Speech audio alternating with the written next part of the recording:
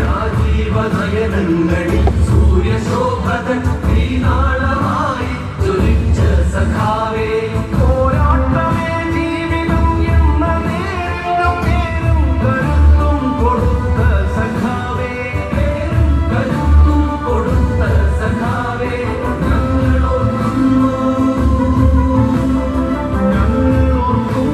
നമിക്കുന്നു ഞങ്ങളാ ഓർമ്മയിൽ വീണ്ടും പിറക്കുന്നു ഓർമ്മയിൽ വീണ്ടും പിറക്കുന്നു ലാൽ സലാം ലാൽ സലാം ലാൽ സലാം ലാൽ സലാം ലാൽ സലാം രാജീവ് സഖാവേ ലാൽ സലാം ലാൽ സലാം ലാൽ സലാം ലാൽ സലാം ലാൽ സലാം രാജീവ് സഖാവേ. മറക്കാനാവാത്ത തരത്തിലുള്ള വ്യക്തിത്വമായിരുന്നു സഖാവ് രാജീവിൻ്റെ.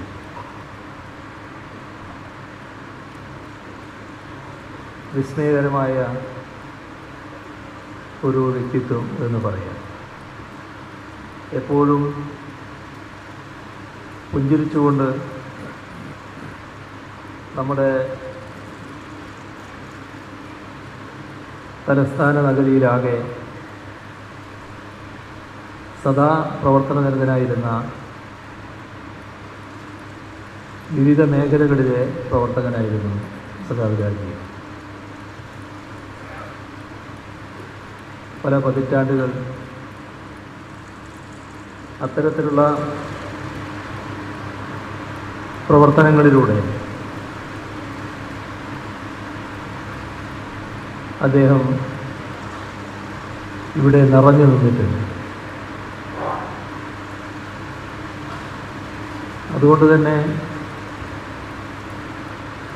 ഔപചാരികമായ ഒരു പ്രഭാഷണത്തിൽ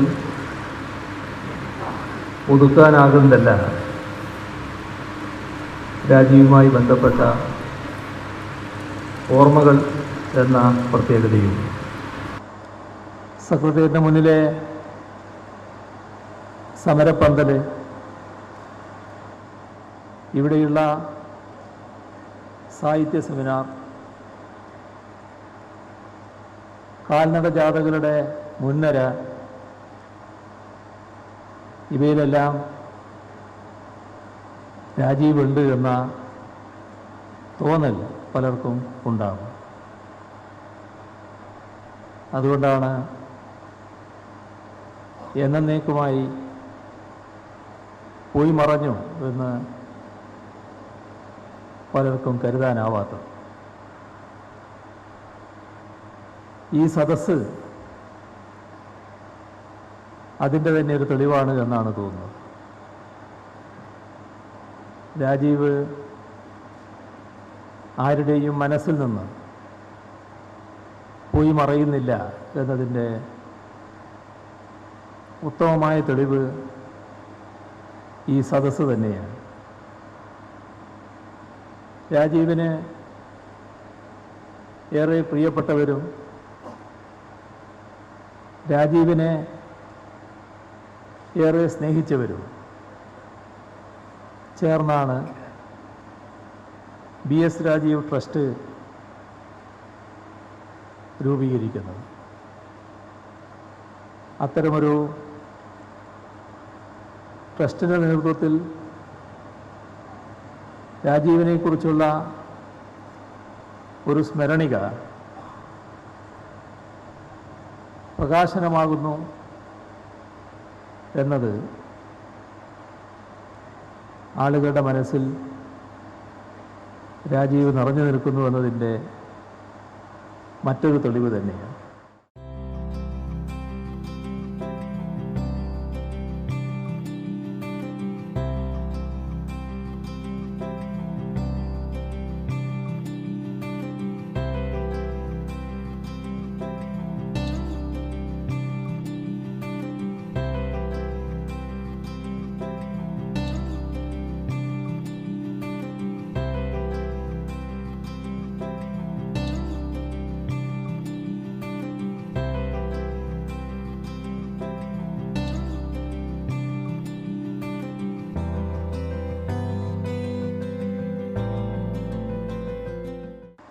രാജീവും ഞാനും തമ്മിലുള്ള വ്യത്യാസം അജഗജ വ്യത്യാസമാണ്.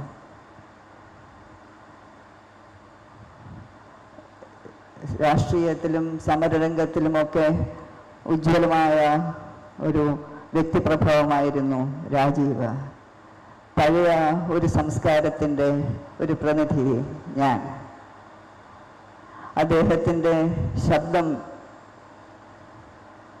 വളരെ ഉച്ചത്തിൽ സിംഹനാദമായിട്ട് ഗർജിച്ച് പല വിഷയങ്ങളിലും പല രാഷ്ട്രീയ പ്ലാറ്റ്ഫോംസിലുമൊക്കെ കേൾക്കുമ്പോൾ എൻ്റെ ശബ്ദമോ കൊട്ടാരത്തിലിരുന്ന നാമജപവും പുസ്തകരചനയും ഒക്കെ ആയിട്ട് ഒതുങ്ങുന്നു. എന്നാലും അങ്ങനെ ആയിട്ട് പോലും രാജീവിനെ ആദ്യം പരിചയം എനിക്ക് വന്നത് എൻ്റെ രണ്ടാമത്തെ മകൻ ആദിത്യവർമ്മയിലൂടെയാണ്. ആദിത്യനും രാജീവും വളരെ അടുത്ത സ്നേഹബന്ധമാണ് എങ്ങനെയെന്ന് എനിക്ക് ഇന്നും അറിയാൻ വയ്യ. അത് കഴിഞ്ഞ് രാജീവ് കൊട്ടാരത്തിൽ പല പ്രാവശ്യം വന്നിട്ടുണ്ട്. അദ്ദേഹത്തിനെ ഞാൻ രാജീവ് സാറ് എന്ന മകൻ അങ്ങനെയാണ് വിളിക്കുന്നത്. അപ്പോൾ ഞാനും രാജീവ് സാറെന്ന് വിളിച്ചപ്പോൾ എന്തൊക്കെ പറഞ്ഞു? രാജീവ് സാറല്ല, രാജീവ് സഹോദരൻ. അന്നു തൊട്ട് ഞാൻ രാജീവ് എന്ന് മാത്രമേ വിളിച്ചിട്ടുള്ളൂ. ഞങ്ങൾ തമ്മിൽ ഉള്ള ബന്ധം വളരെ വളരെ പ്രത്യേക തരത്തിലുള്ള ഒരു ബന്ധം, ഒരു സ്നേഹബന്ധം തന്നെയായിരുന്നു. നമ്മുടെ മലയാളത്തിൽ വന്ന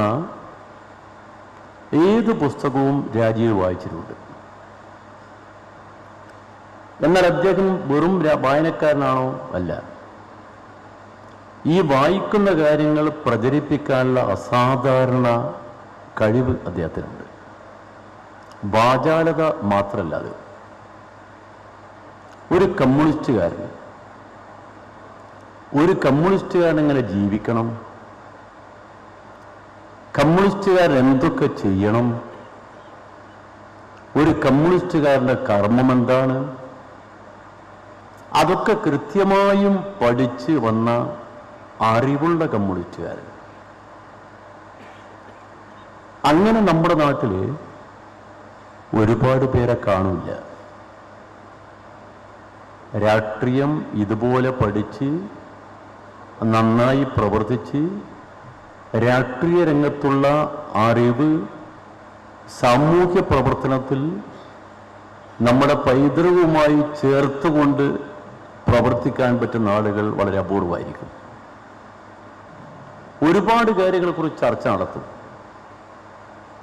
ചർച്ചയിൽ രൂക്ഷമായി വിമർശിക്കും.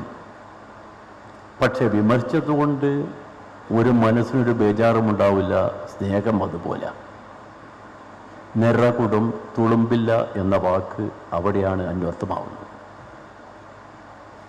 ഒരു കമ്മ്യൂണിസ്റ്റുകാരുടെ ജീവിതം എങ്ങനെയായിരിക്കണം? നമ്മൾ ഒരുപാട് കമ്മ്യൂണിസ്റ്റുകാരെ പലപ്പോഴും കാണുന്നുണ്ട്. ഈ കാണുന്ന ആളുകൾ പുറത്ത് കാണുന്ന കമ്മ്യൂണിസം മനസ്സിലുണ്ടോ? രാജീവ് അകത്തും പുറത്തുമെല്ലാം ഒരു ഉറച്ച കമ്മ്യൂണിസ്റ്റുകാരനാണ്. ഞാൻ രാജീവിൻ്റെ പ്രസംഗത്തെക്കുറിച്ച് അദ്ദേഹം DYFIയുടെ ജില്ലാ പ്രസിഡൻ്റായിരിക്കുന്ന കാലത്ത് പലരും പറഞ്ഞു കേട്ടു. ഒരിക്കൽ ഞാൻ ശ്രീകാര്യം വഴി പോകുന്ന അവസരത്തിൽ അദ്ദേഹം പ്രസംഗിക്കുന്നു.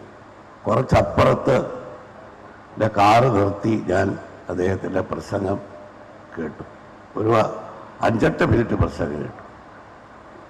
ഇത്ര ഉജ്ജ്വലമായ പ്രസംഗം, രാഷ്ട്രീയ പ്രസംഗത്തിൽ ഇപ്പോൾ ഞാനും പ്രസംഗിക്കുന്ന ആളാണ്. മൈതാന പ്രസംഗത്തിൽ നമ്മൾ പലപ്പോഴും നമ്മുടെ എതിരാളികളെ പ്രതിയോഗികളെയൊക്കെ കുറിച്ച് നടത്തുന്ന പരാമർശങ്ങൾ ചിലപ്പോഴൊക്കെ ശ്രോതാക്കളുടെ കയ്യടിക്ക് വേണ്ടി സംസ്കാരശൂന്യമാവും.